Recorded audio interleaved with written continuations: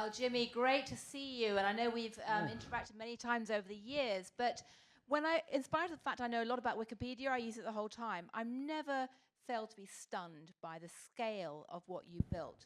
I mean, it says here, people view Wikipedia 11 billion times every month in the English language alone. Did you ever dream that would happen? Well, I always say I'm a pathological optimist, so I think everything's going to be great. So yes, in a way, but no, not really. When I remember in the very early days of Wikipedia, I looked at a list of the top 100 websites, and there was an encyclopedia site at about number 50. And so I thought, if we do a really good job, we might get into the top 100. Maybe the top 50, but that would be really something. But now we're the 5th most visited website, have been for many years. And yeah, and that number for English alone, I don't know the number globally, but our traffic is more not in English than in English. So yeah, it's a lot of people. It's a lot of people, 11 billion times each month. So in terms of what makes Wikipedia work, what is the essence of its trust model there? Because, you know, we live in an age of incredible misinformation, disinformation, often deliberate disinformation. I've been looking through all these polling data showing that nobody trusts anything, and they certainly don't trust the media. In fact, if you look at the Edelman Trust Barometer these days, media, journalists is down there, I think, with bankers in terms of lack of trust. You can call that divine justice. Even lower than politicians. Even lower than politicians. I think, you know, journalists and politicians are about the same level, you know, pretty much down by the cockroach level. But Wikipedia, people keep using. Why? So, you know, I mean, the way Wikipedia works internally, it involves a huge amount of transparency, but also accountability. So when you edit Wikipedia, you can edit it as an anonymous IP address. That's kind of amazing, but nobody quite trusts those edits, and so people scrutinize those more. But really, you know, if you sign up and you have an account, that's your stable identity over time, and everyone can see your entire history of everything you've done. So if people see you misbehaving, they're going to go back and check and say, oh, what's this person doing, and why are they doing this? And then we have a lot of rules, like one of the core rules, which is very different from social media, for example, is that Wikipedia is not a wide open free speech space. It's not a place to come and offer your random opinions about whatever you think. And indeed, for every article, there's a talk page. So there's the Donald Trump article, and then there's the Donald Trump talk page. But the talk page isn't for just ranting about Donald Trump or talking or debating about Donald Trump. It's about how do we improve the article. And so we've got all these little things that are really about, let's focus our attention on building an encyclopedia rather than just having a random discussion. And so we've got rules around reliable sources and so on and so forth. And there's a lot of pieces to it. And it isn't perfect, obviously. But all of those things in one way or another add to the trust that people have in each other as they're working on Wikipedia. Because if I see you putting something in Wikipedia, I think, oh, that doesn't sound right. But you've put a source, so then I can go and say, oh, well, I still don't agree, but at least it was a valid source. So now I need to go find an alternate source that will sort of explain it a little better or something like that. So it's basically crowdsourced checks and balances and a bit of control, essentially, those two things. Yeah. Could that be rolled out more widely to the rest of the internet? I mean, in general, I do think we need to look at the design of social spaces that we have online. I call it community design, which is not just about the software design, but it's also about the rules and everything in the community. But think about the design of community spaces and the algorithms that are driving them with a view toward generating kinder, more collaborative spaces, more productive spaces. You know, right now, if you go on, it's so hard for me to say X, Twitter, you go on Twitter, and you just say, well, look, basically Twitter was already pretty bad. It's addictive, and you know, I've been on Twitter a long time and so on, but it's gotten much worse. And part of the problem there is just the fundamental design of little snippets of people, and anybody can yell at anybody at any time and all of that. But then also the algorithms tend to promote things that are sort of more, they get more likes or tweets. And the best way to get, you know, my most successful tweet ever by a very, very wide margin was a New York Post journalist tweeted at Elon Musk saying, you should just buy Wikipedia. He was complaining about Wikipedia. And I just answered 3 words, not for sale. Very good answer. And, you know, it got massive, massive attention. Said that about Canada as well. Yeah. I mean, The Guardian says it. I'll take a little credit for all of those. But, you know. Okay, so you and Mark Carney, same Mark. Yeah, I said it before he did. So anyway. Okay, all right, so he clearly... Okay, when they do the Wikipedia page on Mark Carney, they'll say, as he copied Ginny Wales. Exactly, inspiration. But no, it's, you know, in that environment... it's not conducive to actually a sensible, thoughtful discussion or debate. I mean, you can sometimes have those on Twitter if you can ignore all the trolls and everything else. It's just a space that's not designed for rational discourse at all. It's designed for what it is, and that could be fun and entertaining and so on. It could be horrible and helping wreck democracy and society as we know it. But I do think, you know, sort of go back to the question, if we think about, okay, why are we so happy to use tools that we know are not just toxic by accident, but actually toxic by design? I think that's really unfortunate, because if you go on Twitter and you live there and you stay there for a while, you think, well, something like Wikipedia is completely impossible, because have you seen the general public?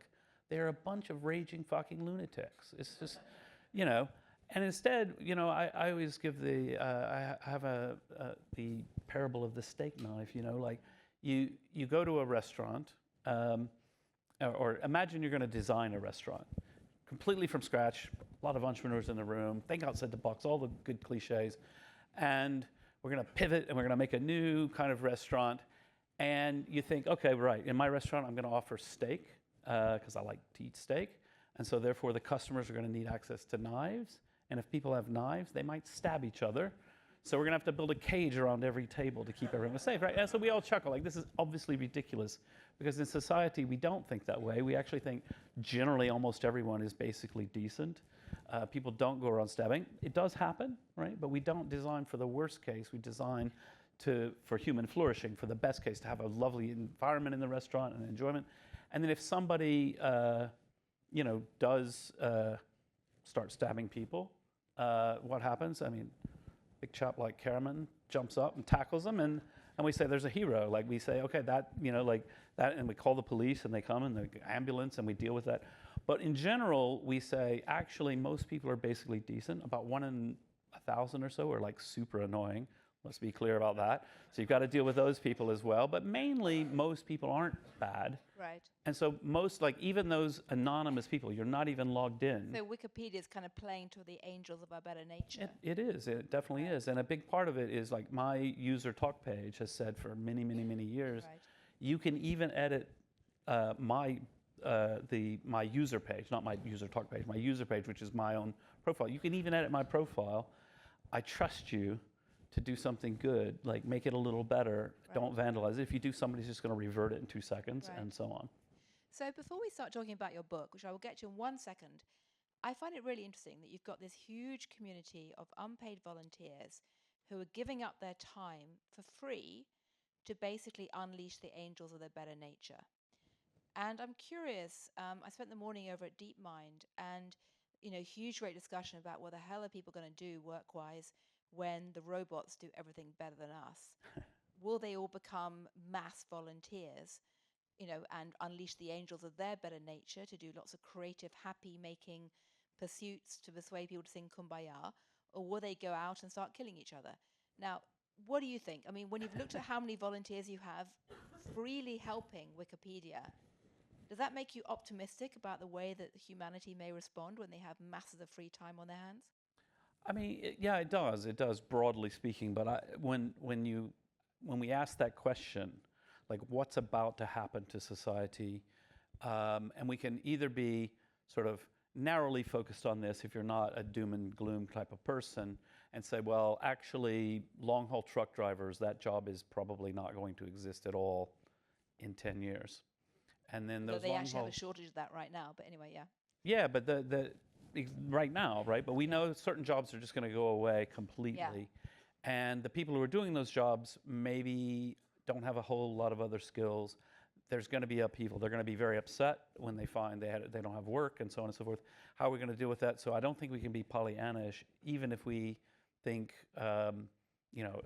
like the worst case, or Right. is it the worst or the best case scenario, where all our jobs go away? We're just sort of infinitely wealthy, and we can all do whatever we like all day long. But in those cases, I mean, I do think it's a really tough question. Like, what will people do? And I think it does matter. If it's one thing to be, oh, I actually lost my job because I'm a founder who sold my company for 400 million and they fired me and put in a new CEO. Boo-hoo, what can I do with my life? Well, you got 400 million, you'll be all right. Versus, I just lost my job because a robot took my job and I actually have no other skills and I have no income and I'm hungry. So, I'm not saying anything that everybody couldn't sort of say for themselves.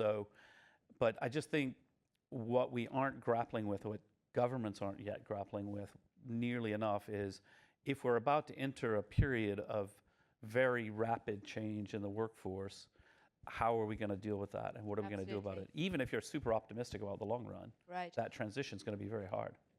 So you have a book coming out in October. Yeah. Normally in Britain, it's a bit unseemly to go out and aggressively pitch your book, but we are in a crowd of people who are paid to pitch. We just had a whole bunch of pitch. Yeah. So this is your chance to give us a 1-minute pitch on why they should all rush out and buy your book in October, because it's called The 7 Rules of Trust. So you got a 1-minute pitch. Oh, this is fantastic. This is practice, okay? For when you actually finally start pitching in the autumn. Very good practice, because a week and a half ago, I spoke at South by Southwest. I was interviewed on the stage. I told the journalist, he's like, oh, anything we should talk about? I said, yeah, I've got a book coming out. He said, great, I'll ask you about it. He forgot to ask me about it. I forgot to pitch. I came off stage, and my assistant texted, well, how did it go? Did people seem excited about the book? I'm like, oh, the book. Okay, Forgot to so pitch this the is book. your, So this is my your elevator pitch. Now I've wasted 30 seconds. 1 minute, okay? Because I can tell you, on mainstream But now TV, you're you'll all get 30 thinking, seconds. You're all thinking, the kind of guy who isn't even trying to sell his book, that must be an interesting book. You're all going to clamor out and get it.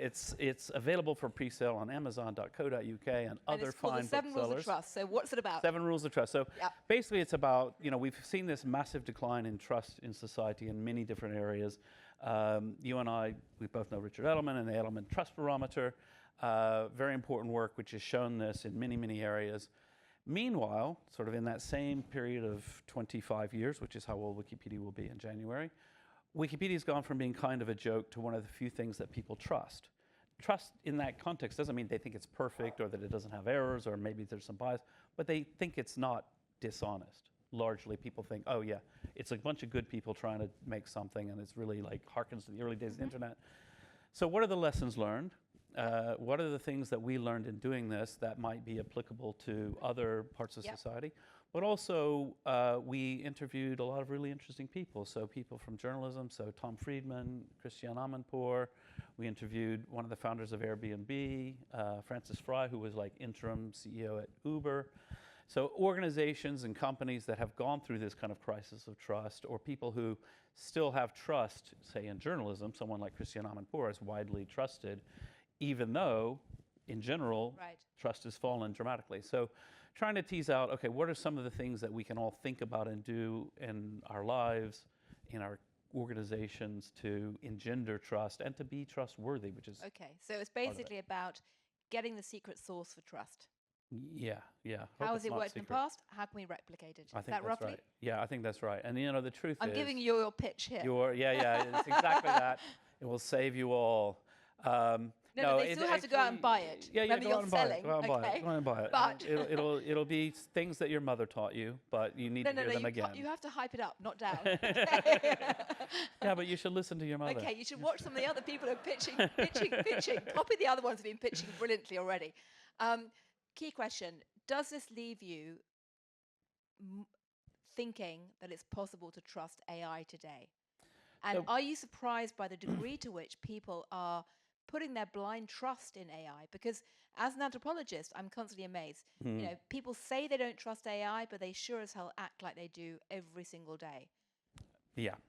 So I think it's a terrible mistake to trust AI, but it's a terrible mistake not to engage with it and sort of use it for what it's good for.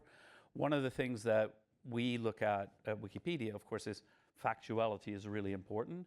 And actually, AI is quite good at being creative and not so good at sticking to the facts. Yeah. It's very eager to please, and it just bullshits a lot.